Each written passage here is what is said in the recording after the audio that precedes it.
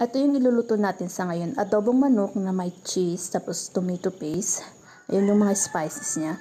Tapos yung ito is carbonated drink siya na gamiting panubig at parang asukal din. Yan. Pre-cook muna yung patatas bago isabay sa manok para maganda yung pagkaluto. Ay, hanguin lang muna. Hanguin natin siya.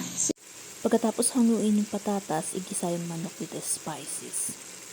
Ayan, nailagay natin yung mga sauce niya, yung fish sauce, soy sauce, oyster sauce, tomato sauce.